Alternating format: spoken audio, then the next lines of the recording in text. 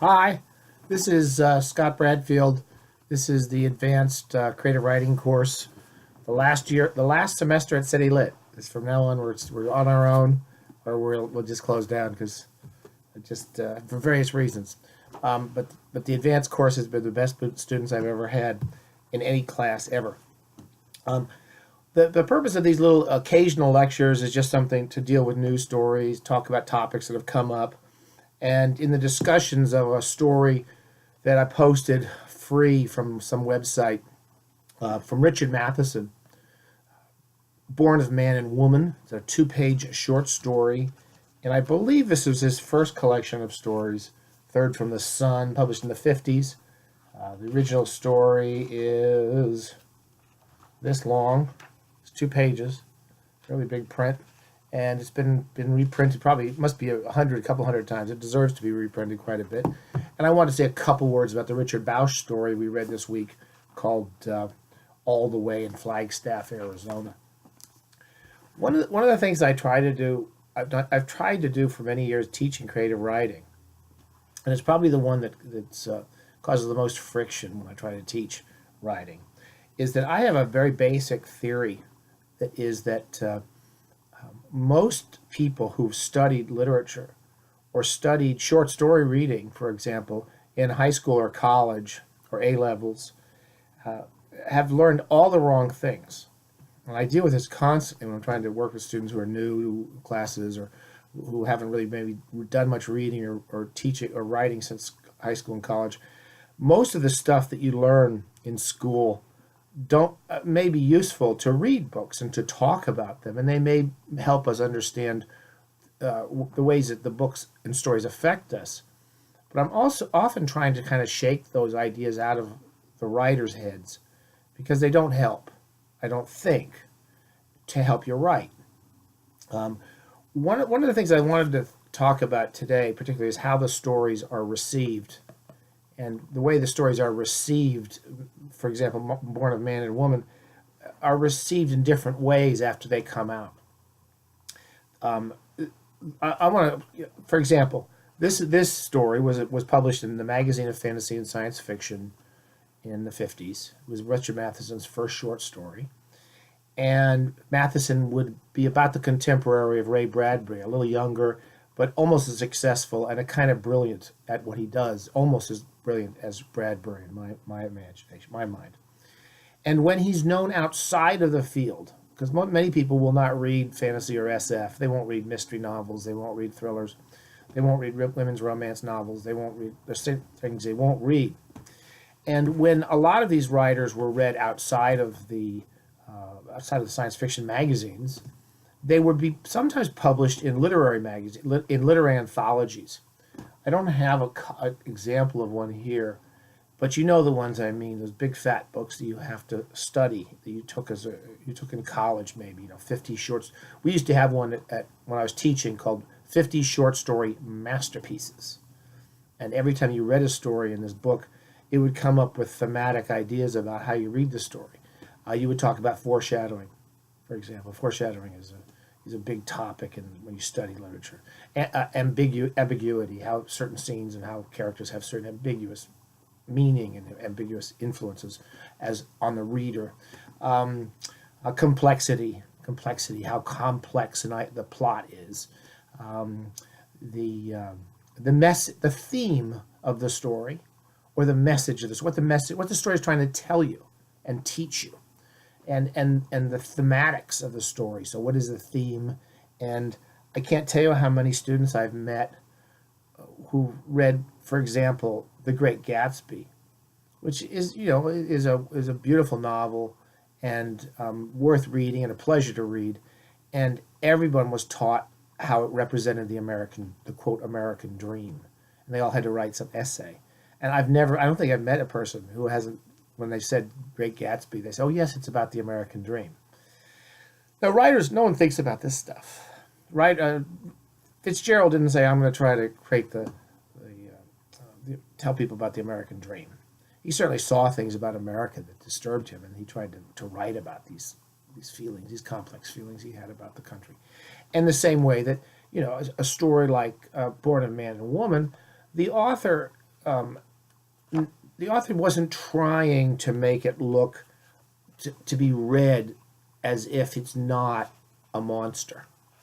Again, the character of the narrator of Born a Man and Woman is not a bad. He's not a bad creature, but it is a sort of a monster in Matheson's eyes, and it's something that's been created out of what he sees in the 50s as kind of a monstrous age.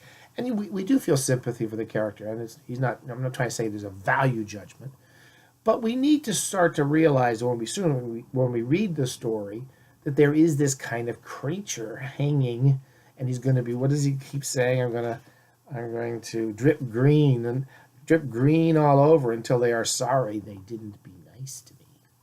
Now that's not a metaphor for Matheson when he writes the story, and it doesn't have multiple meanings when we read the story as a story published in a book of SF stories and horror stories by a writer who wrote in that genre.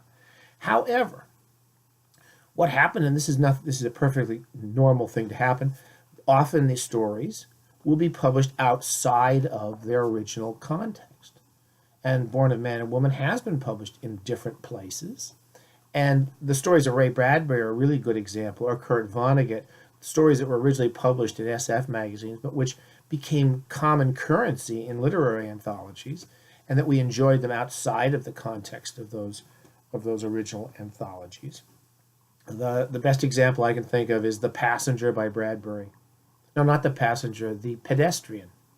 There's a famous story by Bradbury called The Pedestrian, and it's about a man walking the streets of LA one night, and the police stop him. And you start to realize that walking in the streets of LA is not legal. And this robot car comes along and starts checking him out. And the story is very much about authority and being monitored and being watched at a time in the 50s when everyone felt that way, for sure. I'm having a big bourbon on my lecture tonight. So if it's less, these are also less coherent lectures, I think, than my normal lectures. So what I'm trying to get you to see is that there's a number of ways we receive stories. I was thinking about the Flagstaff, Arizona story, Richard Bausch's story. It's a nicely done, technically smart story, which starts a man going really basically to a 12-step program, a support program for alcoholics, and then reflecting on the sequence of things that led him to that church at the end. Now, that's a literary story. When we read it in an anthology, and Richard Bausch wrote many anthologies of short stories over the decades. If you read in a book of stories by him, and that's really still the best way to read short stories. To learn to write, you really shouldn't be. I only use this just to introduce people to writers. You really should be finding the writers you like and going out and finding single author collections by those writers. So if you like Bausch, you should go read a couple of his books. If you like Tobias Wolff, you should go read some books of his and see how he approaches the short story over and over again. If you like Matheson, you have to see that story in the context of all of his stories, because the idea that we can read one story divorced from the writer's other work and talk about, say, it's the use of foreshadow. I can't tell you how often I've been teaching over the years and trying to help a student who's really having trouble just writing the opening scene of a story. They just couldn't. They just kept. It was just wooden. You couldn't even understand what was happening. It was confusing, and you didn't even know who was seeing this opening scene. And often they would say, "Oh, yeah, well, I'm trying to foreshadow something." They've heard this thing, and they're thinking you're thinking of the wrong things. So very briefly, I want to say let's look very briefly at Bausch and then very briefly at Matheson, and I'll shut up. We have this opening to all the way in Flagstaff, Arizona. I gotta find it now. And he does something quite complex in the opening. Something I always tell my students not to do. He starts the story waiting in the church. And then he says, as he was waiting for the church, he remembered a time when he was on picnic with his wife and children. Now, that's an opening sentence which does a lot of things that I'm constantly often having the most trouble trying to get my students just to reflect on. We know who the character is from that sentence. We know the frame of the story. Normally, I'm telling my students, do not do this. Do not have a flashback. Because basically, he has a flashback after the second sentence. But we know when we are. And we also know that we're going to come back to that scene. And that's the framing scene of our story. Now, as soon as he does that, he very quickly establishes the park, what the picnic was like, what they were doing, okay, time, when the story happens, and who's seeing the story, which is the man who's keeping his Jim Beam in the back of the car. And very quickly on page 2, the central heart of the story starts. The children playing, him sneaking out for his drink, him coming back, the wife saying this, then the kids say this. Now you'll see how, as a good writer, he doesn't need to do a lot of other things. He doesn't tell us how old the kids are. He doesn't give us a physical description of every child. He doesn't give us a physical description of the central character or his wife, really. We can imagine a lot of that. A good writer may well want to see a few things and see some details, but the important work is all being done in those opening sentences. And then most importantly, he didn't start this and then flash back because he forgot where he was. This is what I see most often. And then flash back again and flash back. We flash back to the scene, we follow it through, and then we come back to the church and we walk into the church. Right? That's your job. Now, that's a good literary story. Let's say I published all the way in Flagstaff, Arizona. I was Father O'Connell, and I published an anthology called Learning Through Reflection, 20 Stories Reflecting on Alcoholism. Okay? And you read that story in the context of that title, and Father O'Connell had written it, and that when you read that story, you're going to read it differently. You're going to say, and this is how another way people read stories. They read them in theme anthologies, and they read them in anthologies where they're supposed to learn something.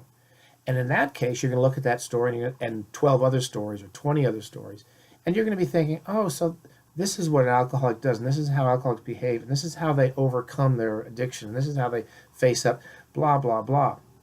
Now, that makes you read the story differently, in the same way that if you read Born of Man and Woman in a literary anthology, or in 50 modern masterpieces, where you would want to read it for something that was much wider than a genre story. Okay?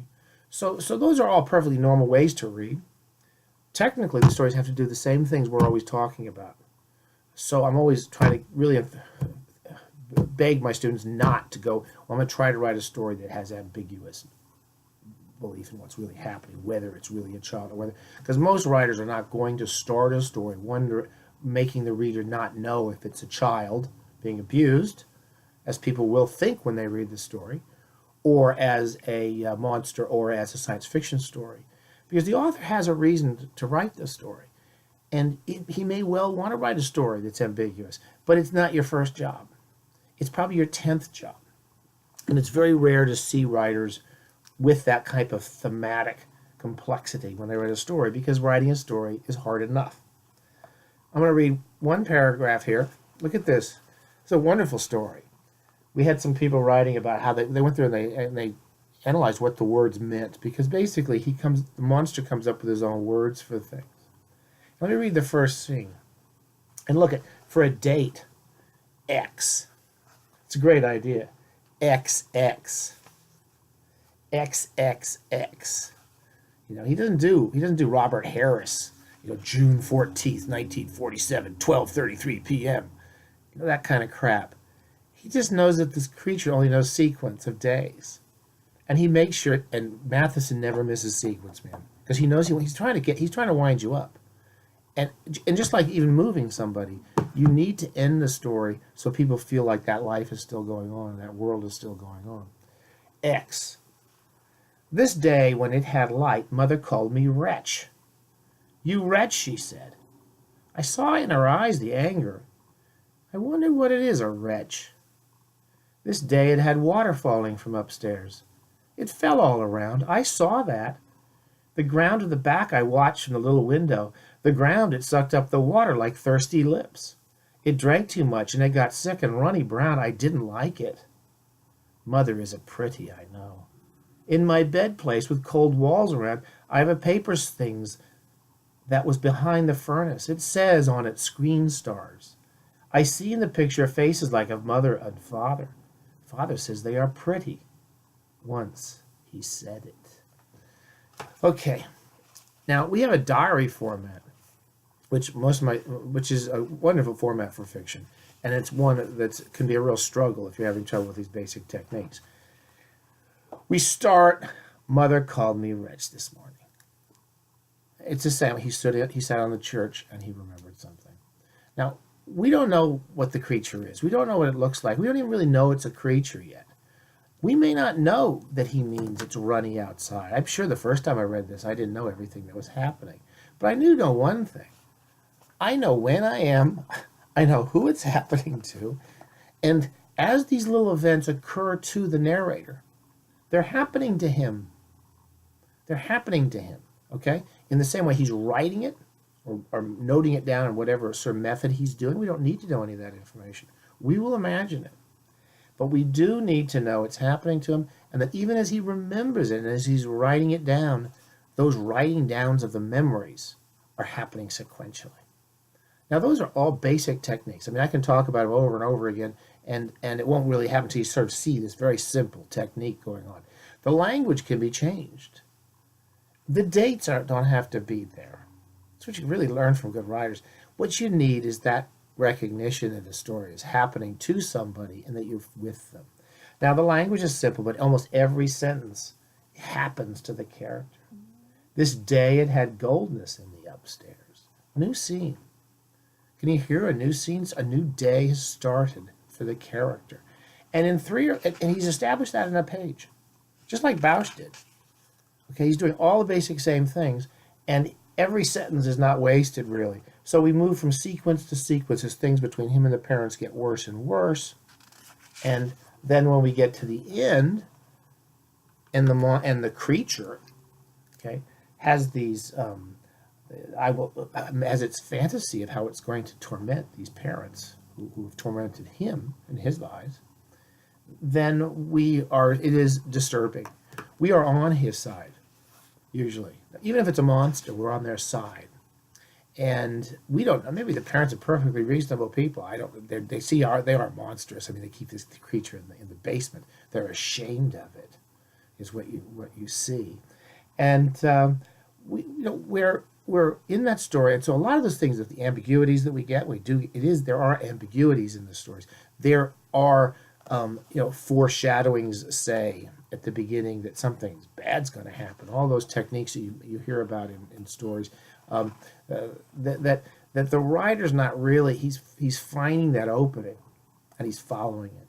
This is the thing I'm constantly trying to just to follow you. When you're with a novel, you may have some general idea where your novel's going, and you may have some general idea in your story, but you got to follow your first moment, and that's where I'm always that first sentence, that first scene, that first diary entry, and all the little things he learns to do to move forward from there.